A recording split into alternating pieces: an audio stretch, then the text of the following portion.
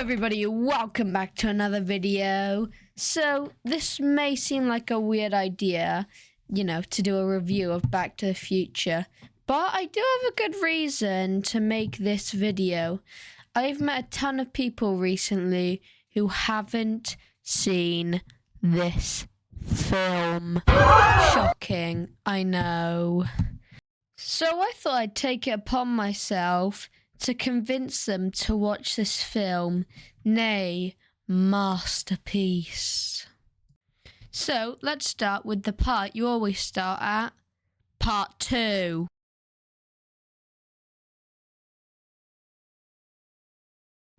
So many people think this is like the best film ever, or a perfectly made film. While I personally don't think it's a perfect film or the best film ever, there is a lot of evidence, like how they show it in schools, on how to make a perfectly crafted film. That isn't a joke. This is actually shown in schools, mainly in America, actually. And do you want to know why it's considered to be an almost perfect masterpiece? That's because of the writing and a few other aspects I'll talk about later, but now it's the writing. So, first off, the writing. It is ingenious. Like, seriously, it's a time travel story, which are really, really easy to mess up. But guess what? They did it. They made it so good. It's not even a joke at this point. Time travel films are so hard to get right, but they didn't do it. It's literally a joke in shows like Rick and Morty that they'll never do time travel because it's so easy to mess up, and we gotta leave it to the pros, like this film. Like, seriously, it's so good, the writing, that you just need to watch it. Watch it now if you haven't. But I think this wraps up our writing part, and it's best to talk about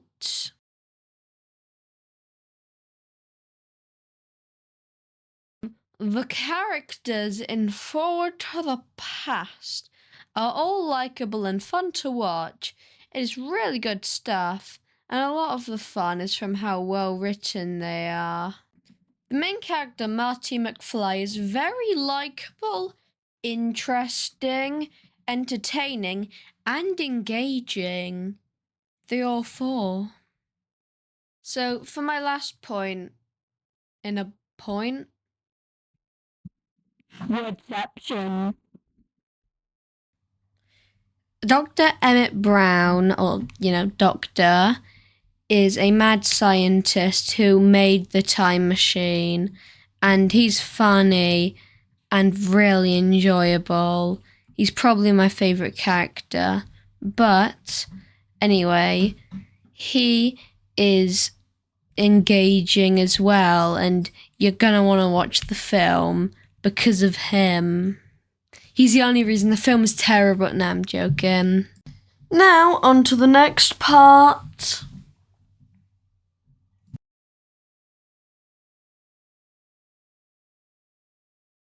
This is a personal thing I like about the film. When it comes to amazing classic films, they're normally not for kids. For example, Interstellar, Alien, Shawshank Redemption, The Godfather, and most of all, Pulp Fiction. These all have distinct age ratings and are definitely not for kids. Besides from maybe Interstellar, because that one is a 12 and isn't too bad, because 12.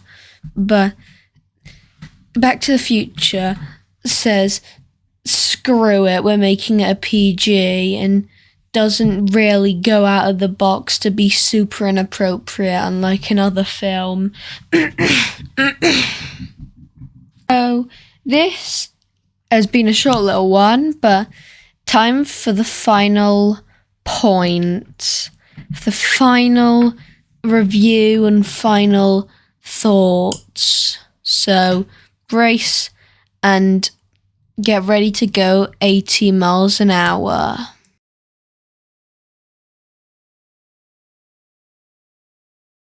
So, do I think this film is any good and still worth watching like 40 years later?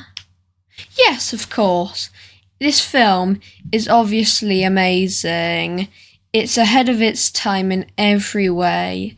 Obviously, it's not perfect, and all of those flaws are just to do with how it is a time travel story and some plot holes that don't exist but should, but I can ignore that and see how good of a film this truly is, and how this is one of the best time travel stories ever. So, if you haven't, go watch this film right now, because I give it a 9 out of 10. So, goodbye, and have a nice day, or whatever, just enjoy whatever time you have left in your day. Just goodbye.